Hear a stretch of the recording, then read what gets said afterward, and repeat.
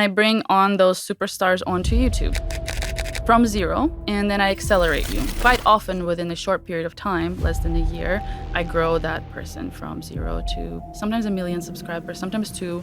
This has nothing to do with platforms.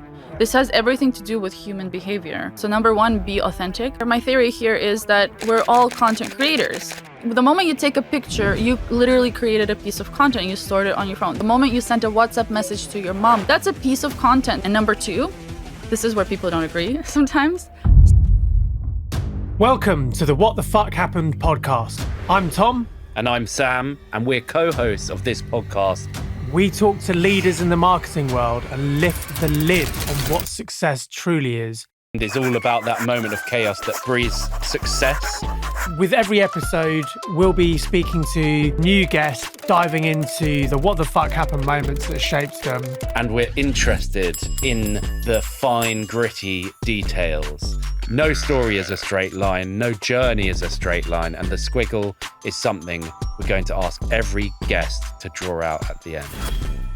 I'm really excited to have you here. We've got you here today on the What the Fuck Happened podcast. And I'm here today with you, Victoria Blinova. You're currently working at Google, specifically for YouTube, as a strategic partners manager. Within that role, you're kind of supporting creators, basically go from 0 subscribers to, in some cases, millions, which is mind-blowing and something we'll tap into. And also alongside these roles, you're also quite a big advocate for sort of personal branding and supporting various different people on LinkedIn. Yeah, welcome. Super excited to have you here. Thank you. What the fuck happened there? What I would like to do to get things moving is just to really kind of find out a bit more about your background and your story. I guess I'll step into like really far away, a very long time ago, because it's a very deep question. Who is Victoria? I come from Eastern Europe, from a tiny village. Grew up in Cyprus, ironically. In the 90s, it was a tough time where my parents basically fled.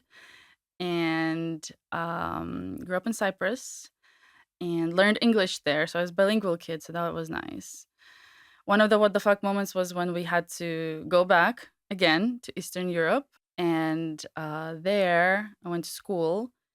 And the positive what the fuck moment was when my dad kept saying, well, try to study away or whatever. There got to be something that you can, where you can continue learning English or, continue being abroad and, getting those opportunities. And I studied away as an exchange student in the US. I got a scholarship. Then I came back to Russia and I got another scholarship to study at NYU Abu Dhabi. That was a major what the fuck moment. Because what There's is NYU? Yeah. There's quite a few. And while at NYU, I minored in Arabic. I studied a lot of Arabic. Do you speak, Yes. read and write? Yes. Wow. Yes. It was essentially at the end of the degree, I got a diploma that pretty much allows me to teach elementary Arabic. I'm not that good. So I graduated university.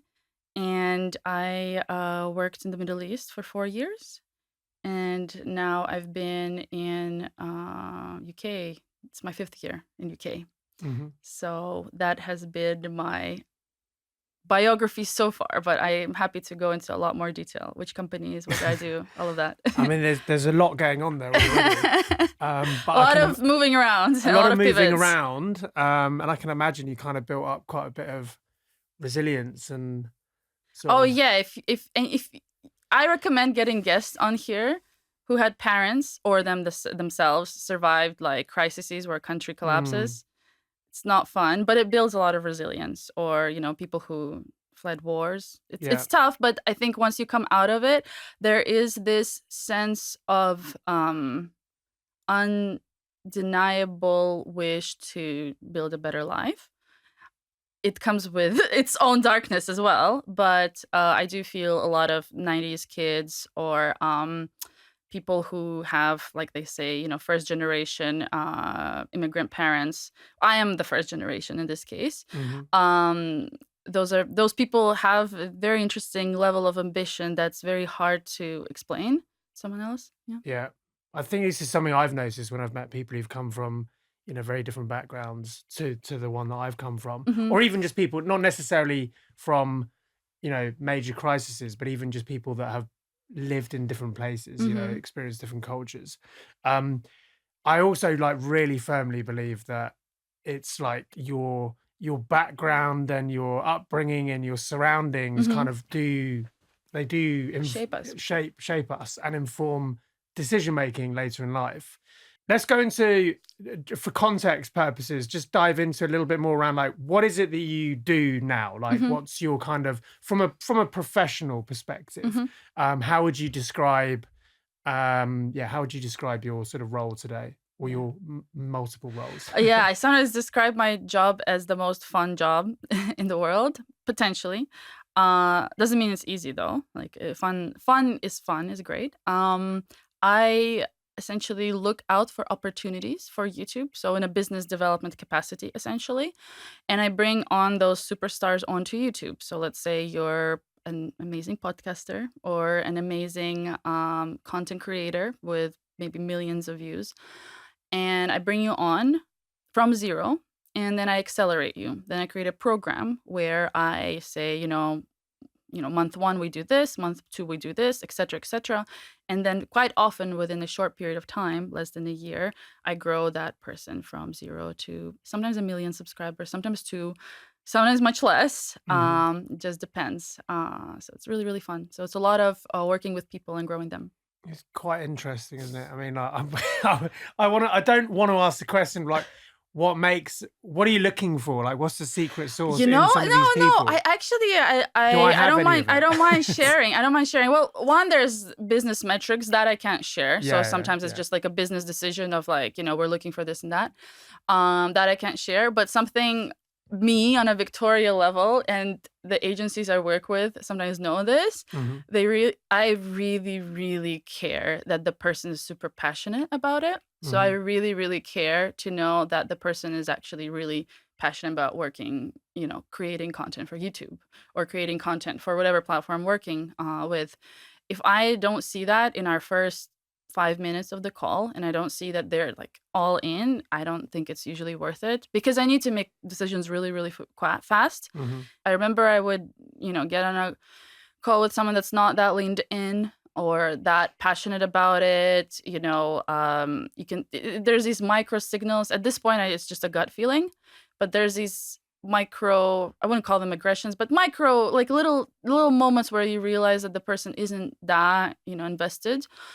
And if I signed on that person, usually just still doesn't work, no matter how great they are. But if you're not, really, really invested in it, it probably won't work. I had a conversation only just last week with a couple of other business leaders, and there's plenty of podcasts out there of actual business leaders talking about this very same point, that sometimes those who are super successful aren't necessarily successful because they had like a really good idea, but they became successful almost out of necessity. Like this thing that they were building or invested in, it's that or nothing. It's like it is that all in mentality. Add to that, it's the all in mentality, but sometimes people are just, because I work with some people that already have a certain level of viewership on other platforms, right?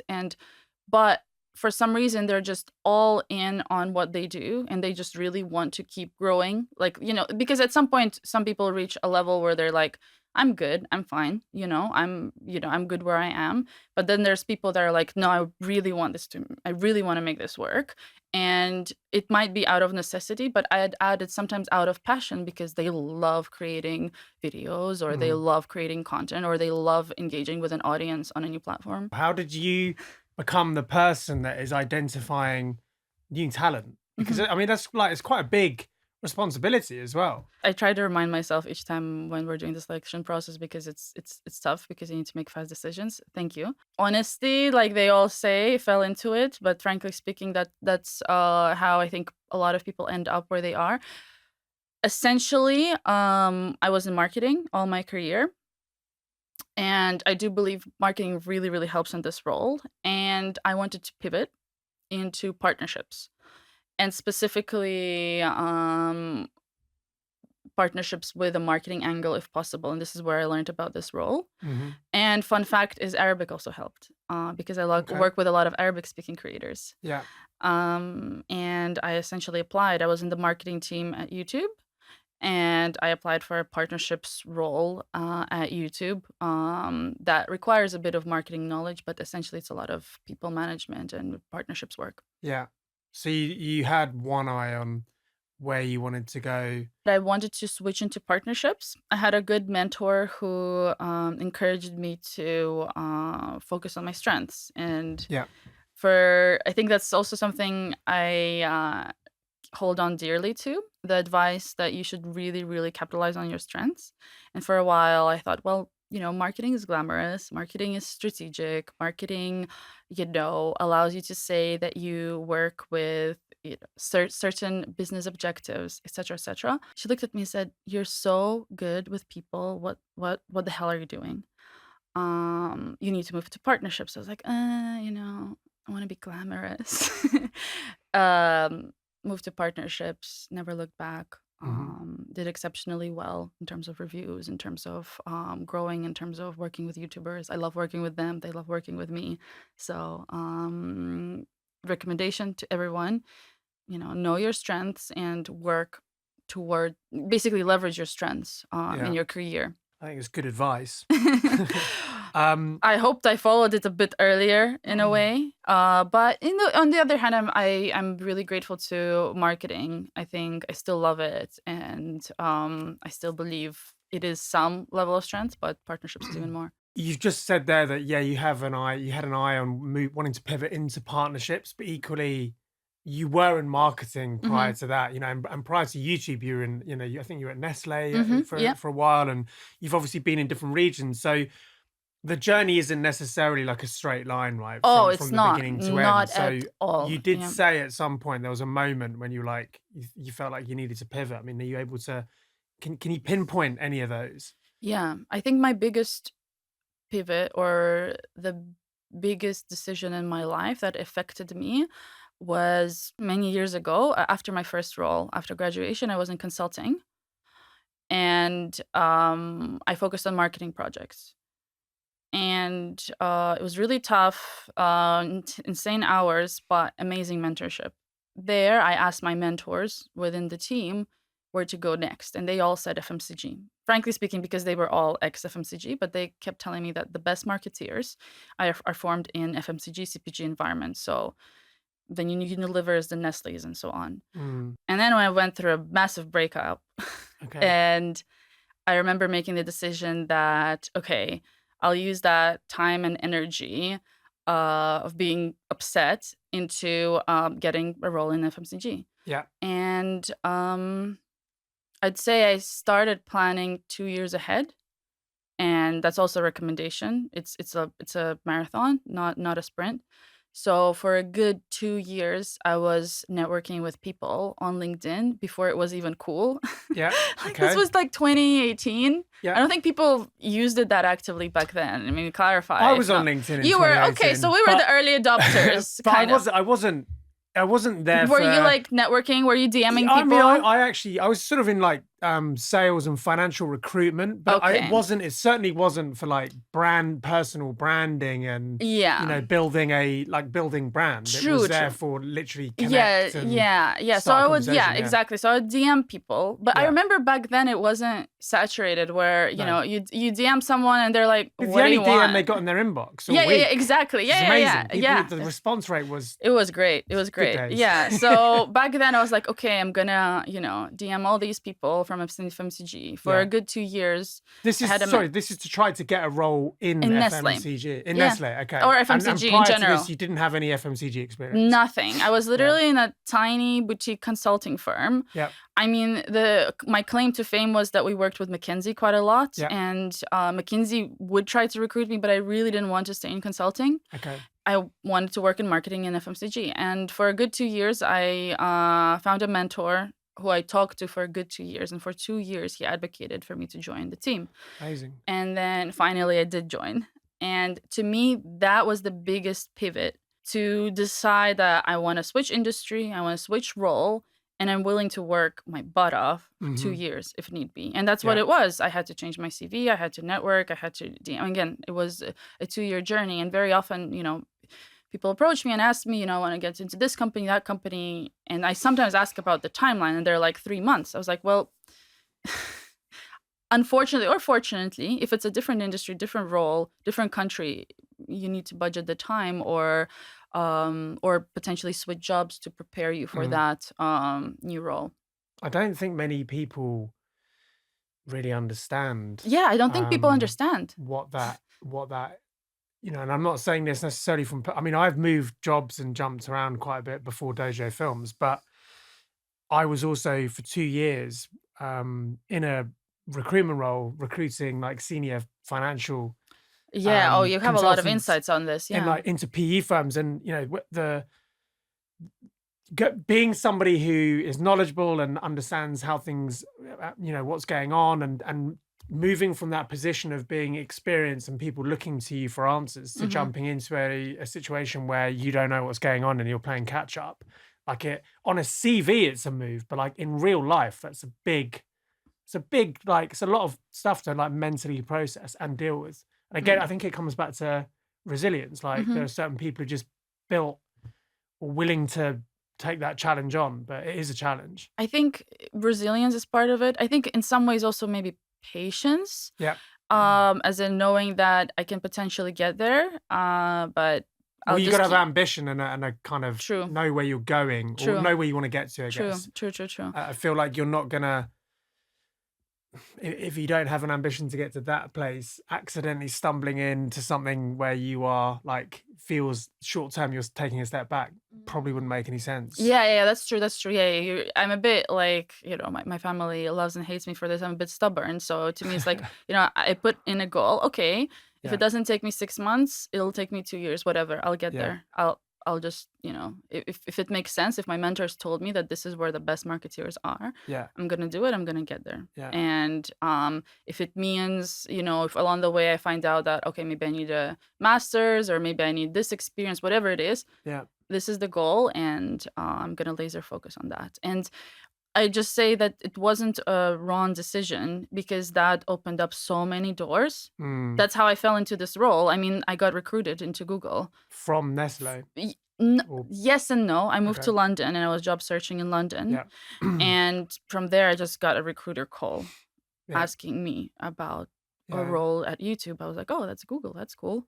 But even then, I still don't believe in jumping onto brands just because it's a brand. I think it's very valuable for anyone's CV or if you're a business owner to have these brands, but I don't believe in, you have to work at Nestle and then you have to work at Google and then no. I think one would probably be more than enough, but just get that solid experience, ideally from a brand, because we're all like blind butterflies who like the light of a brand, which is so silly. So ridiculously silly, but it will help you in life. I could do an entire podcast series on like career choices and brand, because there's so many other factors involved in that. Right? I mean, is the brand even, what are you doing in the role for said big brand? Like, don't even get me started. My gosh, work-life balance, and what are you sacrificing, and like blah blah blah. Yeah. It's a big space. There's a couple of things. I mean, like, I just want to, just for the record, say that like, I've got a lot of admiration though for like people and specifically you, like on some of these decisions are like, I wouldn't make half these decisions. I think it's really kind of, there's something very admirable about it, but equally inspirational to kind of realize that, okay, this person who was doing extremely well in this particular path decided to stop that, pivot, go to another direction, and was willing to almost like, take one step back to go 2 steps forward type of thing, right? Interesting. Thank you. I don't see it that way, but it makes a lot of sense. Thank you. You're welcome. When Sam and I started the business maybe 6 years ago, I had already been in video production, and I had the previous businesses I'd been with we'd done some content. We did a bit of work with like the likes of Unilever, Reckitt Benckiser, but we made a very conscious decision to just not go anywhere near FMCG when we started. I mean, because I mean it's a huge industry, and if you're going to try and niche, you need to like focus on one thing or another. But I'm interested in your comments about, from a marketer's perspective, you want to go into FMCG because there's something about that industry that's well. Can you elaborate it's on that? the best training, and I Why is actually that, though? I'm so grateful to my mentors that pushed me into that arena. Just the level of responsibility. I sometimes call it. I sometimes call marketing at FMCG almost like investment banking for finance. Okay. It's when Is it you're because of the there. level of competitiveness? I or think something? just the level of responsibility. So when you're there, you are the decision maker. So if you're a brand manager, and mind you, I was in the brand team, but I wasn't necessarily brand manager. I was the digital marketing specialist, digital marketing lead in the B2B team, by the way. When you're there, you make the decisions and people around you support you. And you rarely get that in a tech environment. Let's say if you're in a tech environment, that's usually the software engineers.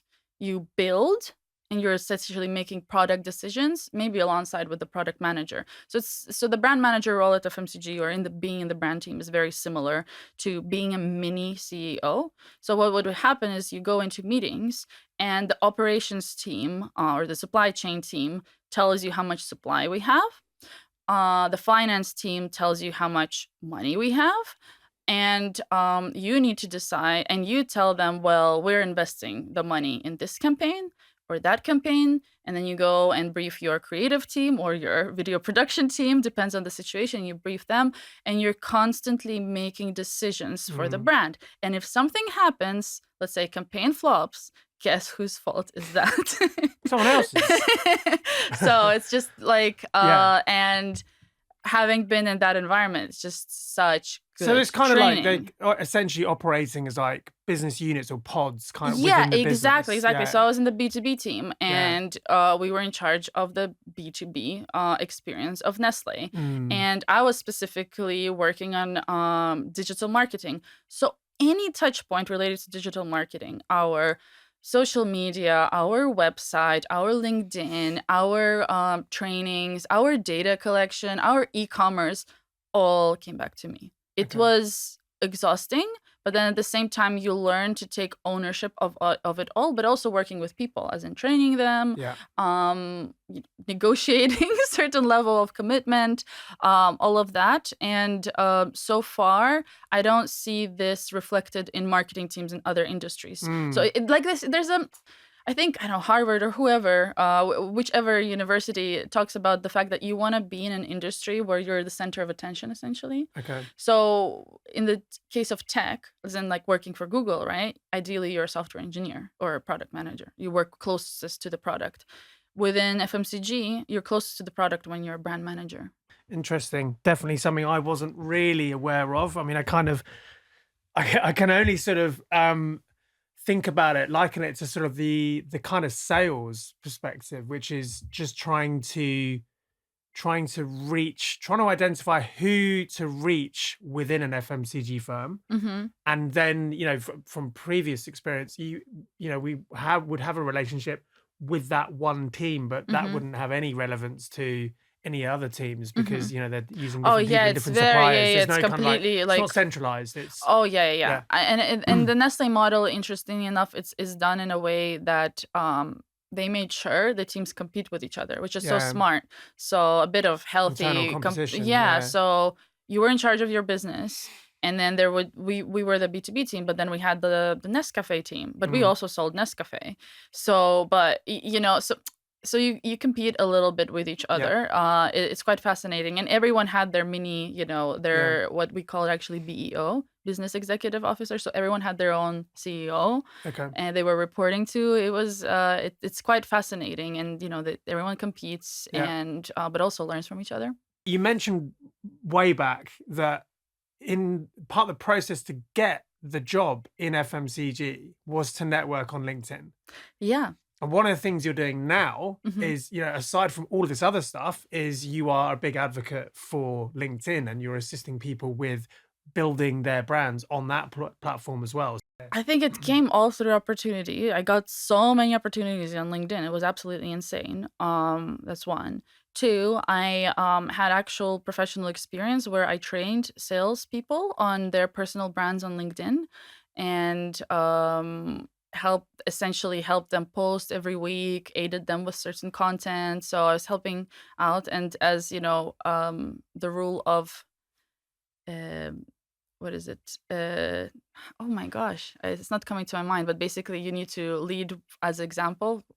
Basically, you need to set the example. So then lead by example. Lead by example, exactly. Yeah. So then I started posting myself Mhm. and leading by example, so that the salespeople can't, tell me, well, Victoria, if you're not posting, I'm not gonna post.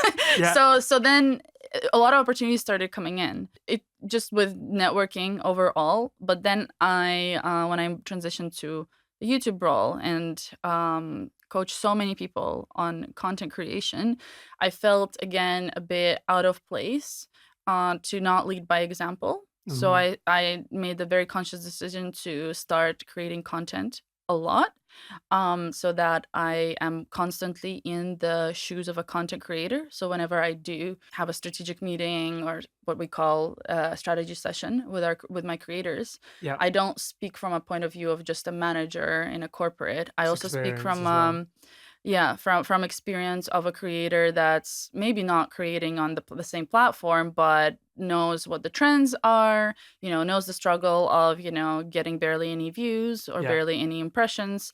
So that really, really helped me professionally. And because of that, a lot of people started coming up, a lot of startups started coming up asking for help on growing their brands. Okay. In short, the reason I advocate for it, because it's a massive opportunity. Content creation on any platform, pretty much. But one of the low-hanging fruits in B2B is obviously LinkedIn. I think your banner says, I can't see it right now. It says something like you help businesses go from 0 to billions of views, maybe? Yeah.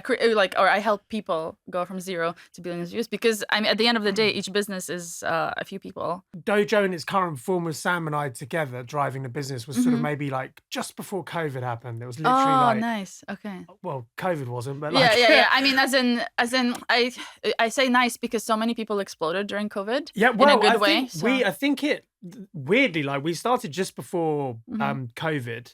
Like 3 months, then it hit, and I think COVID gave us like a few months actually to sort of really think about strategy and and there was a lot of like ideas in terms of how to pivot and how to adapt. But then when we came out the back of it, we'd always used LinkedIn as a sort of a place to. I mean, I think I'm just thinking like 2020 had a company account. It doesn't get a lot of engagement in company accounts, right? But we were actively sharing stuff from that, but also using the personal accounts to reach out and to network. Our biggest customer today, that give us repetitive work, came from a conversation that started on LinkedIn. Yeah. They're not the only customer, but our biggest customer that are contributing, maybe 10% of revenue. And the thing I love about it is that it costs time, sure, but it doesn't cost you money. and when you're growing and you're advising startups, right? I think one of the beautiful things about it is that, you can build this audience, or you call it community, which will be great for you to touch on. You really can like grow businesses and win customers, and people refer you. Like it does multiple different things. I'm a big advocate of community.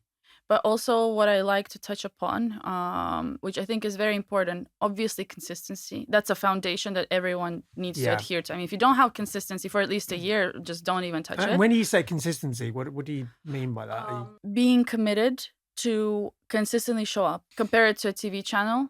If a TV channel cannot be 1 minute late, so can't you. I'm sorry. Especially if you're just building something from zero, you just have a lot more work to do. Unfortunately, you don't yet have a brand. So consistency, if that's once a week, once a month, whatever it means, that's one.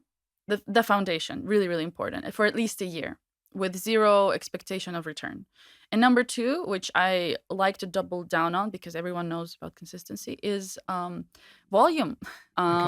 Interestingly enough, is right, if you don't have, like you said, the money, let's say you're not willing to spend on it to boost it and whatever, people to see it, then you need to produce probably 10 times more. So volume is really, really important. One, because it's organic content, right? If it's zero, then produce volume. Another very important thing is comparing it to food. I mean, my creators laugh when I give this example, but I do think sometimes running a platform is similar to running a restaurant and bringing food to the table. Because when people are consuming content, it's very similar to food consumption, right? Sometimes you want a snack, sometimes you want a dinner, sometimes you want this food, that food. And you want to be top of mind because the need will keep existing and you want to be there satisfying that need of educational content, of getting inspired, laughing a little bit, or learning some new information about B2B. If you don't show up like a restaurant shows up every damn day, well, good luck. I'm sorry, like for the direct, feedback, but I think volume and consistency are really, really important. And of course, then community is paramount, but everyone talks about it, so I'm not going to dive deep. I do love the, like, literally after you said food, my stomach has started rumbling. Yeah, and it's a need. If you think about it, I think we don't sometimes see it that way, but like consuming content is a need. Yeah. Right? You want to read that book or that letter or that newspaper, you want to learn something, you want to be happy. We want it just like we want food. So it's your choice to be there for breakfast, lunch, or dinner and snack time or not. Don't go onto LinkedIn with this idea that I've got my thing that I want everyone to buy. Yeah. This is my thing. And just repeatedly do that. Because people don't want the thing that you want to sell. Yeah. The food thing is nice because it's slightly reframing it. It's like, people want to eat nice food, so think about what you can deliver. And I think like the food is the value bit, of course, but it's kind of trying to reframe what value is. And if you think of value as food, I mean, you're saying content, but I think like content, I feel like food is value as well, right? 100%. So I think if you can really think about what am I saying, what am I offering, what am I actually literally putting on the digital table, so to speak, which is the LinkedIn. And if people have that question in terms of what should I put out there, the shortcut, or I hope it helps, is to look at your strengths. Like I said in the beginning, focus on your strengths. Really, really important. You are you for a good reason. So there's something in you that makes you stand out, or at least makes you strong. Yeah. Focus on that and the opportunities. Okay. So what are the external opportunities? Okay, let's say maybe in a bad way, it's COVID and everyone's at home. Okay, so maybe we do more, webinars, whatever it is. What is the opportunity? Or like right now, everyone's looking for the next tool to optimize their work. Yeah. Okay, so maybe I lean into my strength of presentation skills and the fact that everyone's on webinars right now. So maybe I'll do like the best webinar possible, whatever it is. So strength and opportunities, marry them, because that way you're capitalizing on your superpower, but also what your audience actually wants or what the opportunity is out there in the market right now. You've obviously helped a lot of brands and individuals grow, right? Build these audiences. What are the kind of like smartest ways in which people can then monetize the influence that they've then built? Interesting. I'll give an example of two creators. There's a creator with 30,000 followers or subscribers, let's say, and 1 million. Followers or subscribers, and let's say the 30,000 creator is making more money than the 1 million one. So I'll ask you, why? Engagement? Could be, but unfortunately it's a bit more tragic than that. More tragic. Okay. So the answer typically is, and this is a bit sad or happy, I mean, in a way, is what they're talking about. So the 30K creator, in this case, I made it up, is a lawyer. Yeah. And the 1 million creator is a skits entertainment person, lifestyle. So this is just an example, it's hypothetically, but typically what happens is because the 30,000 community is coming to the lawyer for very boring legal advice, but they're coming there for like someone's life and death situation, right? You're fined. You're, I don't know, afraid that you're, God forbid, getting, problems with the law enforcement, whatever it is. So, and that person provides this expertise consistently because that's how they build the 30K audience. Yeah. Guess who's getting like their schedule booked up and like, as in like, it doesn't even have time to respond to the amount of legal inquiries they get. And then there's the 1 million creator whose lifestyle, really hilarious, really funny, always on trend. I mean, clearly has a 1 million community. I mean, they walk in the street, people are chasing them, like very, very famous. But the value that they're providing is entertainment, which is great.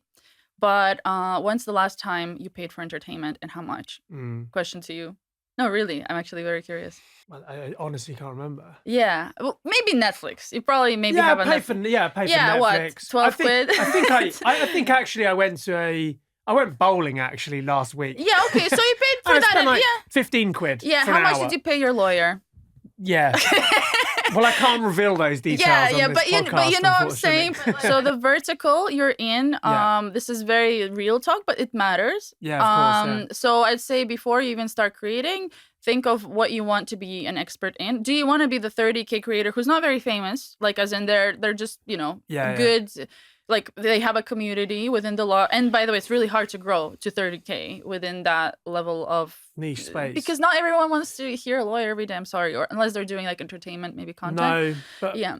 Or you want to be this super famous person that everyone admires and looks up to, and you know, but like there's a high likelihood people are not willing to spend on entertainment. And this has nothing to do with platforms. Yeah. This has everything to do with human behavior. It's just you and I were probably not willing to pay $1,000 for a movie night versus I mean, we will be there's- paying $1,000 for our lawyers, whatever it is. Yeah. It's just how they and like the Yeah. market works has nothing Yeah. to do with the platforms. Sure. And if you're looking specifically for money and that's Mm. all you care about, well then the advice is niche down, but I don't think it's niche down. It's be an expert that's very valuable Yeah. and actually benchmark. Okay, if I'm an expert in branding, this is what the numbers are. If I'm an expert in law, this is what the numbers are. If I'm an expert in automotive or finance, you Yeah. can run those numbers. On that point, though, I mean, I literally saw a clip.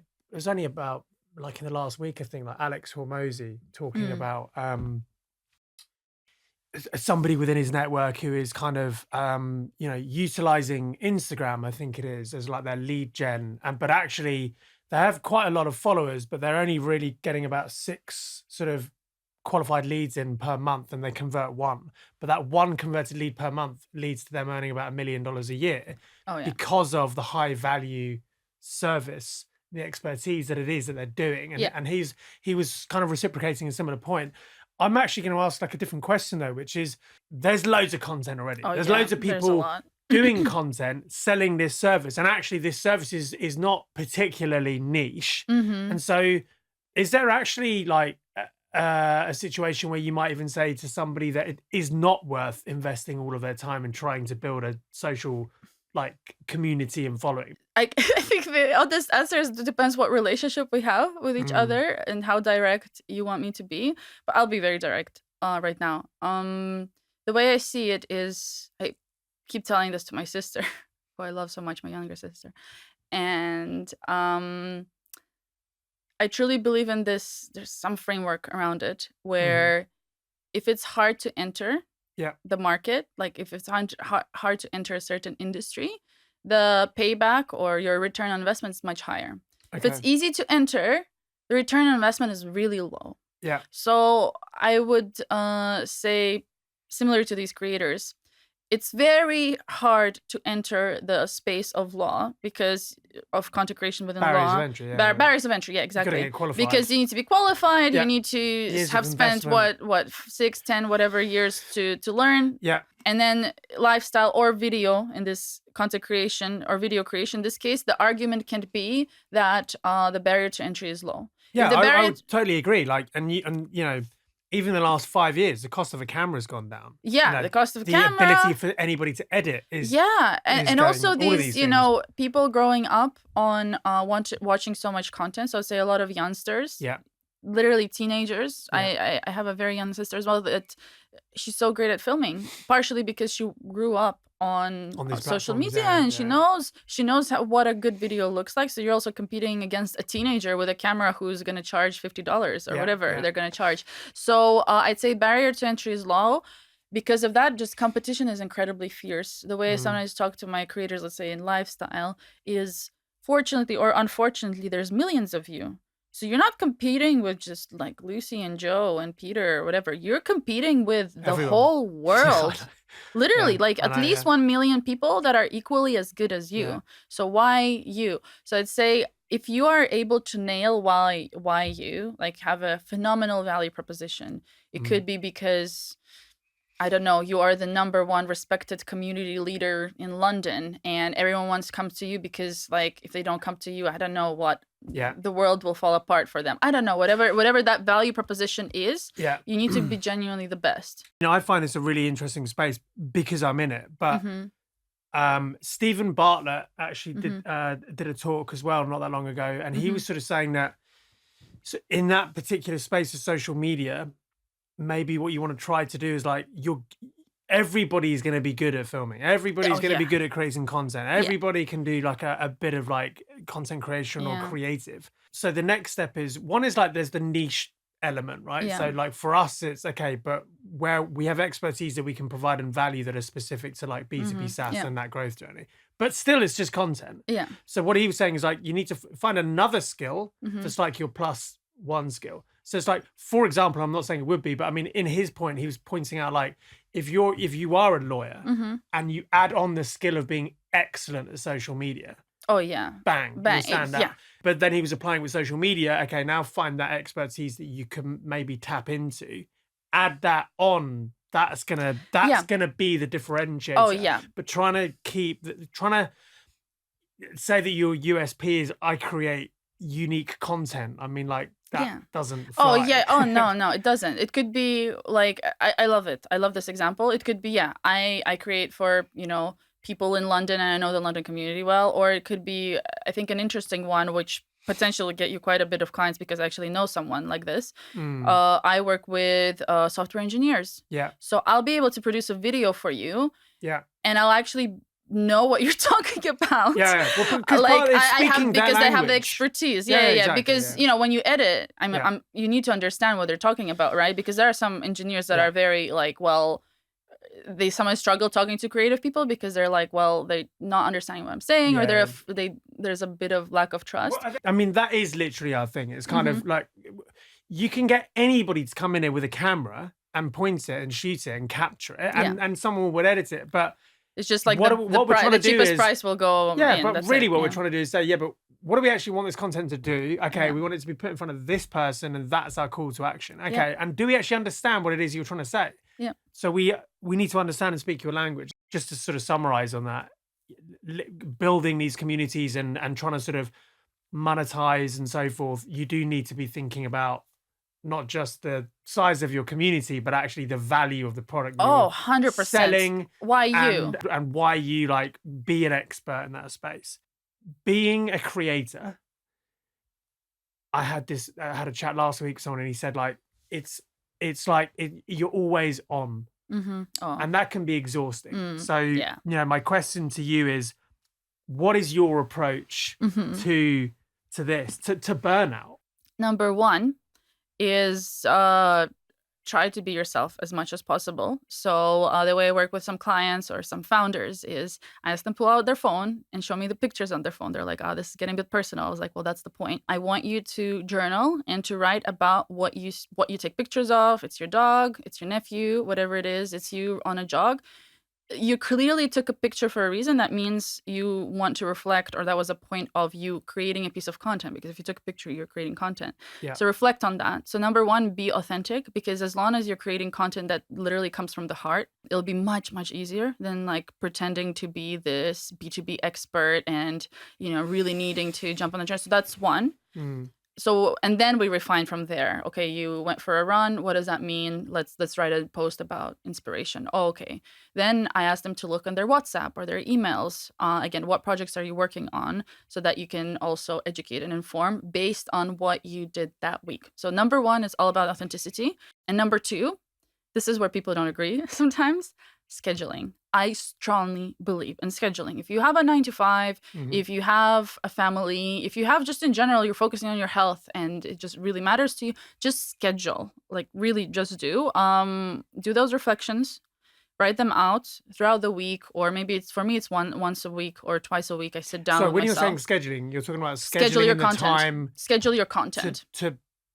To write down the ideas. Yeah, schedule the time to write down the ideas. Some people don't like that as much, but what I mean specifically is schedule your content. Yeah. I don't want you worrying what you're posting today or tomorrow or the day after. Yeah, Sit down and use scheduling tool. Yeah. I mean, LinkedIn, YouTube, all of these tools usually have their own scheduling material. I think two years ago, our process was like Monday, 8 a.m. What are you posting at 10? No, but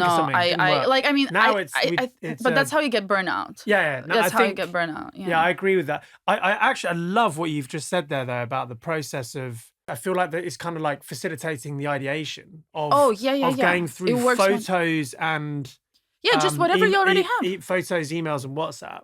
I don't know how many photos are on my phone, but like photography is my passion on the side. That's amazing. Probably take, I don't know, hundreds Oh, of that's photographs in a week, amazing. and I I've didn't never thought to do that. And you never post them on LinkedIn. What a shame. I do post the photos. Yeah, really? Okay. But I've never.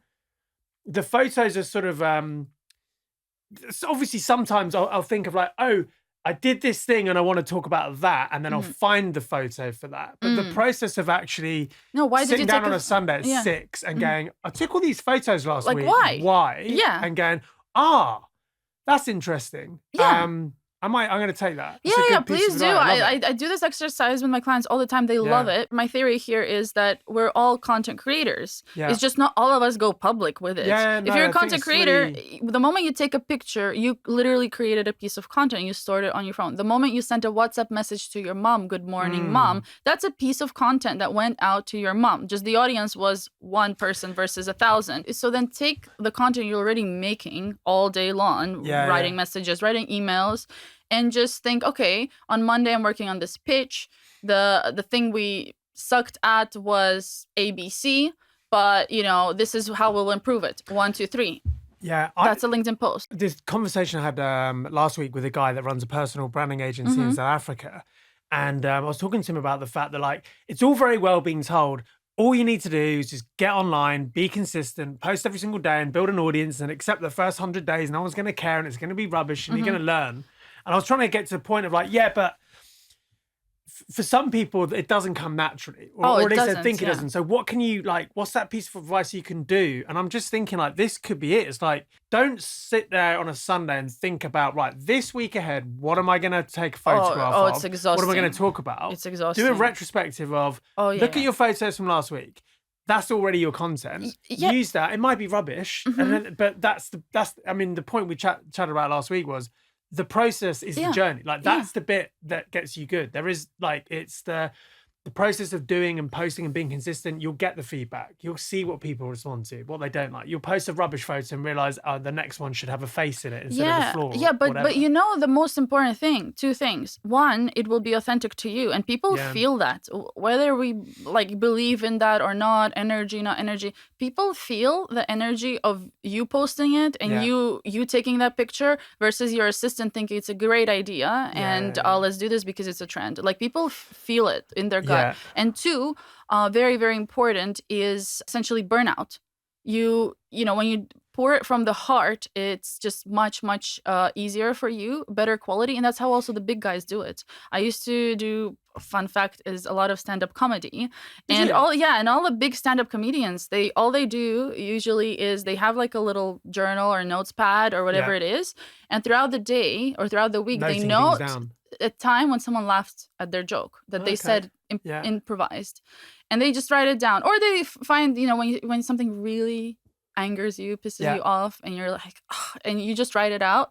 And then later on, you come back to that material a week later. You're like, okay, let me make a joke out of it. The same mechanism works for content. I like that as well. Good comparison. And also, have you just slipped in that you also do some stand-up comedy on the side? Oh my God. This is so like, I mean, it was funny because I was at the Billion Follower Summit in Dubai a few weeks ago. And actually, like one of my friends, stand-up comedians, became very famous, and now he's one of the creators there. It was just really funny. I was like a manager and the creator, and we were all laughing. I was like, I'm just a failed stand-up comedian who became a manager.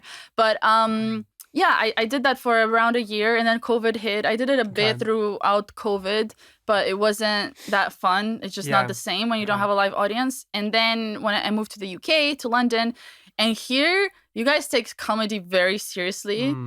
People are a bit mean. Okay. So then I was like, well, I have a 9 to 5. I'm not taking this that seriously. As in, people are highly, highly competitive in London, which makes sense because you're literally fighting to be the top in the world almost. So stand-up is taken super, super, super seriously. So I went to a couple of gigs and people were a bit, like not very friendly. And then I thought, well, the reason I did stand-up is because I made so many friends and it was so much fun. You associated it with something a bit different then after a while. And then I was like, well, this is not a professional thing for me. I'm not that funny. and so I just well quit. Done for trying though. I mean, I honestly can't think of anything more difficult than standing up on stage and telling a joke and hoping it gets a laugh. Have you been to Comedy Store? No, I haven't. But yeah, it is tough. I agree. It's like it's. Yeah. I think actually, my presentation skills 10x after that. Like Okay. after doing Imagine. stand up for a whole year. Well, there's so much on the line. Like it's you. Like if you Oh, yeah, presumably. yeah. So And when like, people don't laugh at you, it's so embarrassing. You grow a very, very, very thick skin. So after that, I mean, put me out in front of any executive, any audience. It's not as scary as presenting in front of a bunch of people that don't care about your jokes. Yeah. Okay. I want to touch on just a couple of additional things, right? Anything, First yeah. one is like hindsight, insight. Mm. If you could go back to your biggest, and we haven't necessarily pointed out like what the biggest was, but there have been multiple what the fuck moments that you've kind of referred to. If you could go back to your biggest what the fuck moment, what would you tell yourself?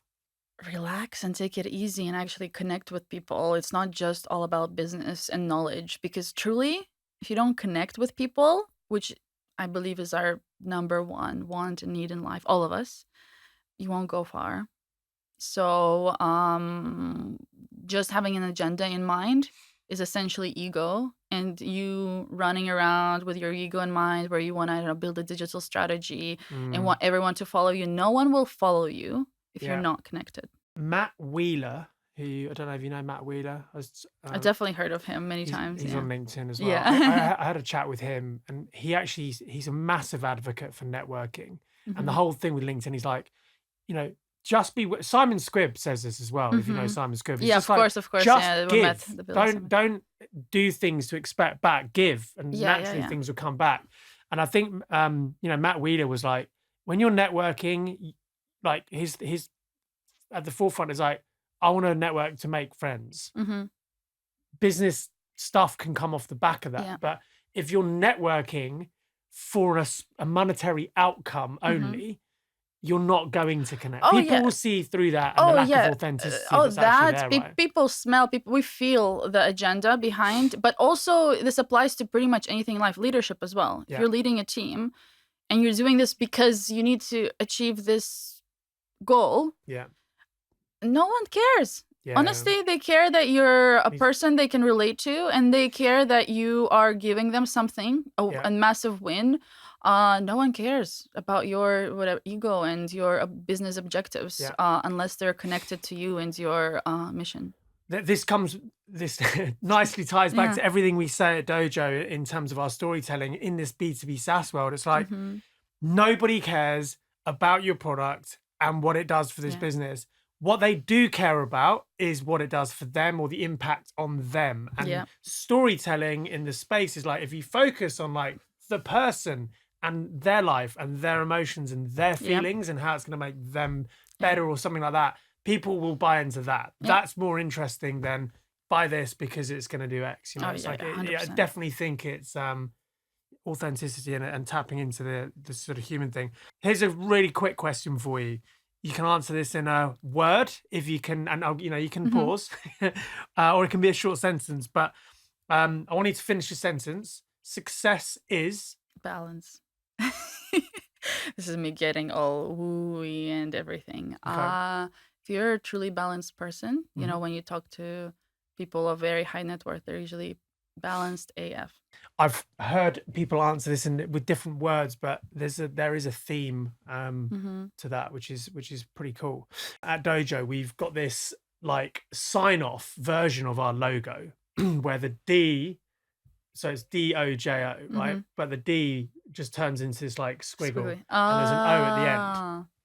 The reason why we created it is because we were like, no journey is the same. No, every process that you do, I mean, there's lots of things that can be replicated to a point, but like everything is slightly different. And so we kind of wanted to bring the theme of like, into this podcast of just getting our guests to sort of draw out their own squiggle. Close your eyes and like literally start here, like the D, which is, imagine this is like the beginning of your sort of like your career, or it could be back in like when you were in Cyprus or before in Eastern Europe, and just sort of like, with your eyes closed if possible, draw out what you think your journey is. And it'll be cool to just like see what that line is and see if there's any like, whoa, pivotal, like what the fuck Interesting. moments. Okay. You okay to do that? You Yeah, can do yeah. it with your eyes open as well. Okay, I'm ready. Yeah, go.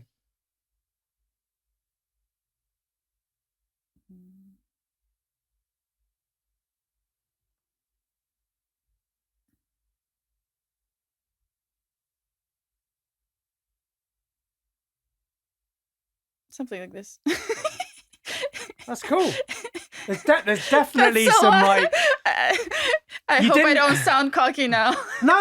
Look, like I mean, Sam asked me like, what would mine be? I was like, whoa, like it's obviously not like that. I think it's cool. I mean, like we haven't got time to talk about it, but obviously you mentioned like some stuff like growing up and some challenges, which obviously represented there. And then I think, you know, the cool thing is I think it's just nice for people to realize that visually, you know, being successful or something or being like this, you know, go-to person or a market leader, whatever it might be, it doesn't mean that like they didn't get there by some easy to follow, No. you know, step plan. Everybody has these ups and downs. The ups and downs are normal. I think you've just got to embrace them. Yeah. I mean, all the inspired leaders I know have massive failure stories, including myself. Not that I'm the inspiring leader as much, but as in, I failed a lot. I've got one final question for you.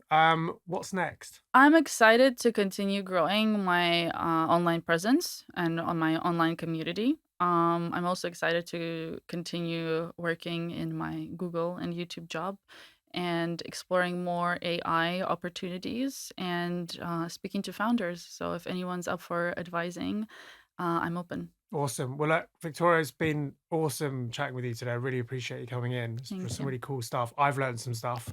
First thing I'm going to do is go back home and look through all of my photos. and Oh, I'm so glad. try and I'm work so out what on glad. earth any of them meant. No, but it's been a real pleasure. Thank you very much. Thank you, Tom. Thank you for listening to the What the Fuck Happened podcast. If you enjoyed this episode and want to listen to more, subscribe to our channel. We look forward to seeing you in the next one. What the fuck happened there?